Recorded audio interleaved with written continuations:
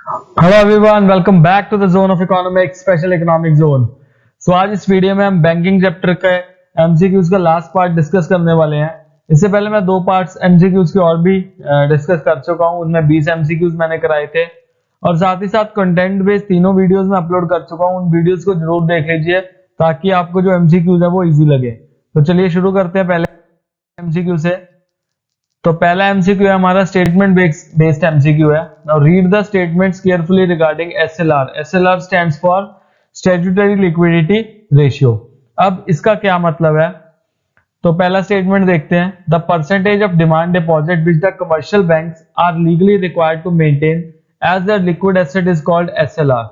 बिल्कुल सही बात है, जो भी पैसा उनको अपनी लिक्विड एसेट में रखना पड़ता है, जितना परसेंटेज, उसको क्या कहते हैं, एसएलआर। अब लिक्विड एसेट में क्या आ जाएगा, cash, gold and government security, approved government securities. तो ये सारी की सारी चीजें लिक्विड एसेट्स का पार्ट बनती है। तो ये स्टेटमेंट बिल्कुल सही है। सेकंड देखते हैं। SLR requires the commercial bank to build their liquid assets by the way of reserve of cash, reserves of gold and reserves of approved government security. जो मैंने ऊपर समझा दिया, दैट मीन हमारा ये भी स्टेटमेंट क्या है, बिल्कुल सही है। Answer is option number A, both the statements are true. Next question देखते हैं।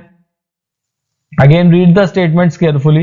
Now when money supply is to be increased, CRR is raised.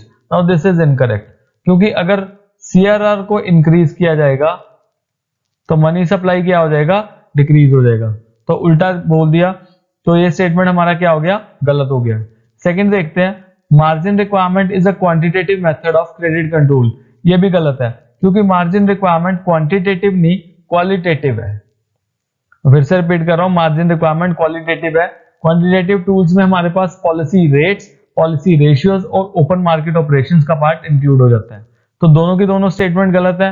हमारा आंसर क्या हो जाएगा, option number B, both the statements are false. Next देखते हैं। Third question is read the statements carefully. Now first देखते हैं। If inflation is to be combated, RBI needs to lower the repo rate. अगर inflation को combat करना है तो RBI को रेपो रेट को कम करना पड़ेगा। अब देख लेते हैं, अगर रेपो रेट को कम किया जाता है तो मनी सप्लाई क्या हो जाएगा, इंक्रीज हो जाएगा। और अगर मनी सप्लाई इंक्रीज होगा तो इन्फ्लेशन कैसे काउंटर होगा। तो ये स्टेटमेंट हमारा क्या हो गया, गलत हो गया, क्योंकि अगर इन्फ्लेशन को काउंटर करना है रेपो रेट को इंक्रीज करना पड़ेगा। सेकंड देखते हैं। If deflation is to be combated, RBI needs to lower down the repo rate. अब ये बात बिल्कुल सही है, ये स्टेटमेंट सही है, क्योंकि अगर डिफ्लेशन को काउंटर करना है तो रेपो रेट कम करना पड़ेगा, ताकि जो बैंक्स हैं उनको सस्ता लोन मिल सके आरबीआई से। और फर्दर बैंक्स भी क्या करेंगे, इकोनॉमी में सस्ता लोन प्रोवाइड करेंगे। सस्ता लोन प्रोवाइड करेंगे तो मनी सप्लाई इंक्रीज होगा, और मनी सप्लाई इंक्रीज होगा तो डिफ्लेशन क्या होगा, डिफ्लेशन विल बी काउंटर्ड। तो हमारा जो सेकंड स्टेटमेंट है वो सही है, फर्स्ट स्टेटमेंट क्या है, गलत है।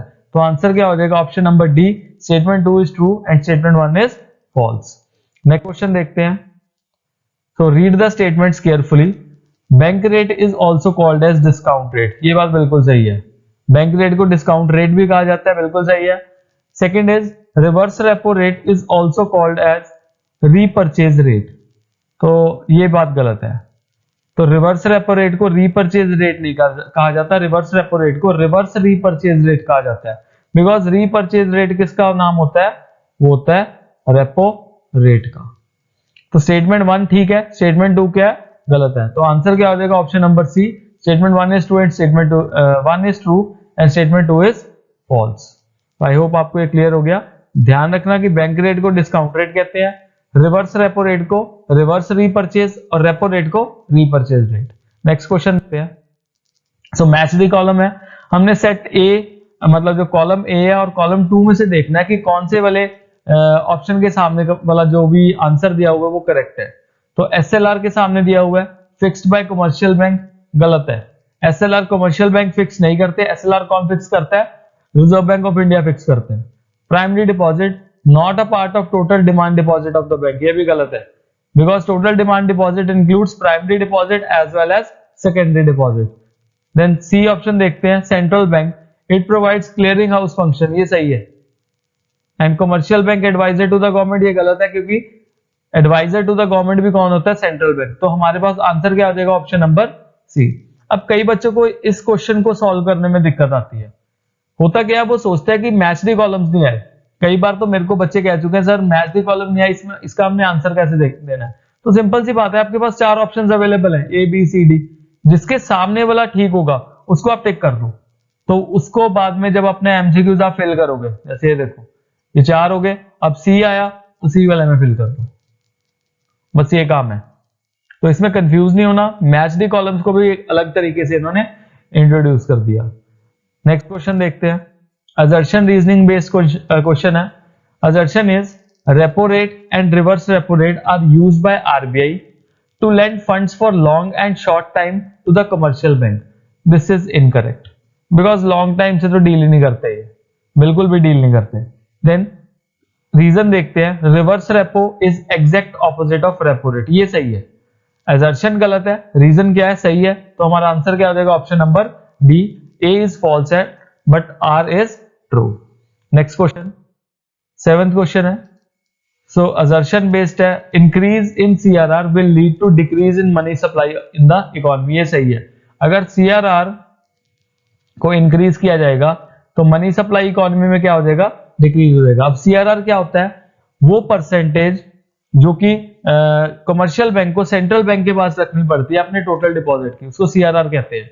अब जितना ज्यादा सीआरआर होगा उतना ज्यादा कमर्शियल बैंक को सेंट्रल बैंक के पास मतलब आरबीआई के पास पैसा जमा कराना पड़ेगा, और जितना ज्यादा आरबीआई के पास पैसा जमा होगा उतना मनी सप्लाई क्या हो जाएगा, डिक्रीज हो जाएगा, और जितना मनी सप्लाई डिक्रीज होगा तो उतना इन्फ्लेशन क्या होगा, कंट्रोल होगा। तो अभी उन्होंने इन्फ्लेशन की बात नहीं की है, तो स्टेटमेंट में क्या कह दिया, increase in CRR will lead to decrease in money supply in the economy, तो ये बात बिल्कुल सही है।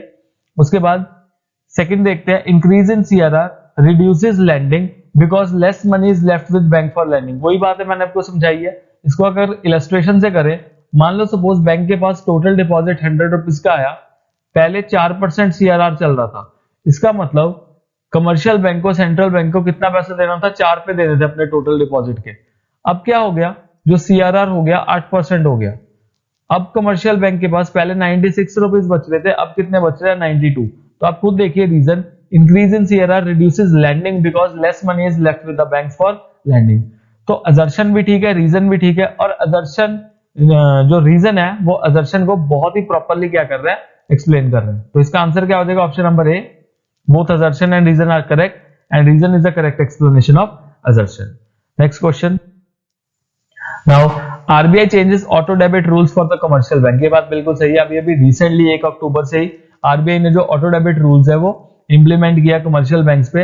अब उसमें क्या कहा गया, क्या कहा हुआ है कि मतलब अगर कोई भी बैंक ने आपके अकाउंट में से पैसे निकालने हैं, ऑटो डेबिट करने हैं, और अगर वो ट्रांजैक्शन जो है वो 5000 से ऊपर है, तो कमर्शियल बैंक को पहले आपको एक ओटीपी भेजना पड़ेगा। आप ओटीपी को अप्रूव करेंगे तब जाके बैंक आपके अकाउंट से पैसा ऑटो डेबिट कर सकता है, मतलब निकाल सकता है। तो ये बात बिल्कुल सही है। रीजन देखते हैं, RBI supervise the banking system of the economy, ये भी बिल्कुल सही है, क्योंकि ये सुपरविजन फंक्शन में आरबीआई के आ रहा है। तो ये जो असर्शन है ये भी ठीक है, रीजन ठीक है, और जो रीजन है वो असर्शन को क्या कर रहा है, फुल्ली सपोर्ट कर रहा है। तो हमारा आंसर क्या हो जाएगा, इसका भी option number A, both assertion and reason are correct and reason is the correct explanation of assertion. Next question देखते हैं, demand deposit includes saving and current account, ये बात बिल्कुल सही है। डिमांड डिपॉजिट में सेविंग और करंट अकाउंट दोनों इंक्लूड होते हैं। Gold is not included in money supply, ये भी बात बिल्कुल सही है। मनी सप्लाई में कॉइन प्लस डिमांड डिपॉजिट होते हैं। तो अगर दोनों स्टेटमेंट सही है, हमें देखना पड़ेगा कि जो रीजन है क्या वो असर्शन को सपोर्ट कर रहा है। नो, रीजन असर्शन को सपोर्ट नहीं कर रहा, बिकॉज वो डिमांड डिपॉजिट की बात कर रहे हैं और ये मनी सप्लाई की बात कर रहे हैं। अपने आप में दोनों की दोनों चीजें सही हैं, तो आंसर क्या हो जाएगा, option number B. Next question देखते हैं, फिर से असर्शन रीजनिंग बेस्ड क्वेश्चन है। All financial institutions are bank, no, this is incorrect. क्या सारे के सारे फाइनेंशियल इंस्टीट्यूशन बैंक होते हैं? नो, बैंक का एक स्पेसिफिक डेफिनेशन है। क्या डेफिनेशन है, ये देखो, only those financial institution are bank which accept deposit from the public and grant loan to the public. जो डिपॉजिट पब्लिक से एक्सेप्ट करते हैं और पब्लिक को लोन प्रोवाइड करते हैं, उनको ही बैंक्स कहते हैं। सभी के सभी फाइनेंशियल इंस्टीट्यूशन बैंक नहीं होते। अगर मैं आपको एक सिंपल सी बात करूं, एलआईसी, ठीक है, एलआईसी पॉलिसीज करता है बट एलआईसी बैंक नहीं है। एक फाइनेंशियल इंस्टीट्यूशन जरूर है बट वो बैंक नहीं है। बैंक का काम यही है, सिंपल सा, एक्सेप्ट करना डिपॉजिट और लोन को एडवांस करना। अब इसमें असर्शन क्या हो गया, गलत हो गया, और रीजन क्या है, ठीक है। तो आंसर क्या हो जाएगा इसका? Option number D, assertion is false but reason is true. तो इसमें आज मैंने एक सप्लीमेंट्री क्वेश्चन डाला है। तो वो क्वेश्चन क्या है, हमारे पास एक ये जो विशियस साइकिल बना हुआ है, इसके बेसिस पे हमने अपना आंसर देखना है। That fill the correct options. अब ये जो हमने क्वेश्चन मार्क दिए हुए हैं, इनमें हमने ये जो 2 पॉइंट्स है वो इंक्लूड करने हैं। तो क्वेश्चन में क्या है, राइज इन मार्जिन रिक्वायरमेंट। अब मार्जिन रिक्वायरमेंट क्या कर दिया? इंक्रीज कर दिया। जो मैंने आपको याद होगा खली सर वाला एग्जांपल दिया था, आपको अगर ध्यान से समझना है तो मेरा बैंकिंग का 3rd पार्ट का वीडियो देख लो, उसमें एक बहुत ही क्रिस्टल क्लियर एग्जांपल से, रियल लाइफ एग्जांपल से आपको समझाया होगा कि मनी जो मार्जिन रिक्वायरमेंट है उसके बढ़ने से या उसके कम होने में इन्फ्लेशन और डिफ्लेशन का क्या रोल होता है, मतलब इन्फ्लेशन और डिफ्लेशन को किस तरह से कंट्रोल किया जाता है। अगर राइज हो रहा है मार्जिन रिक्वायरमेंट में, so there will be fall in the demand for credit. तो जो क्रेडिट की डिमांड होगी वो क्या हो जाएगी? फॉल हो जाएगी। अगर क्रेडिट की डिमांड कम होगी तो ऑब्वियस ही बात है सप्लाई भी क्या होगी? कम होगी। तो तीसरा पॉइंट क्या हो जाएगा? Fall in the supply of credit. यहां पे बाय बैंक भी आना था, मतलब बैंक खुद ही सप्लाई नहीं करेगा। अगर लोग ही डिमांड नहीं कर रहे तो बैंक सप्लाई करके क्या करेगा? और अगर बैंक सप्लाई नहीं करेगा, there will be fall in the money supply in the economy. और आपको पता है अगर इकोनॉमी में मनी सप्लाई कम हो जाएगी तो सिंपल सी बात है ना, जो इन्फ्लेशन है वो कंट्रोल होगी। तो इसका आंसर क्या हो जाएगा? ऑप्शन नंबर ए। आपने एक एक पॉइंट को कनेक्ट करना है। अगर आपको टॉपिक मार्जिन रिक्वायरमेंट अच्छे से आता है तो मार्जिन रिक्वायरमेंट से आप इन सारी चीजों को कनेक्ट कर सकते हो। ऐसा क्वेश्चन सीआरआर के लिए भी आ सकता है, एसएलआर के लिए भी आ सकता है, रेपो के लिए भी आ सकता है, बैंक रेट के लिए भी आ सकता है, रिवर्स रेपो रेट के लिए भी आ सकता है। तो मैंने जस्ट एक एग्जांपल दे दी कि इस तरह का क्वेश्चन आप एक्सपेक्ट कर सकते हो। तो आपको ये सारे के सारे जो साइकिल्स बन रहे हैं उसको ध्यान से देखना पड़ेगा। आई होप आपको ये वीडियो पसंद आया।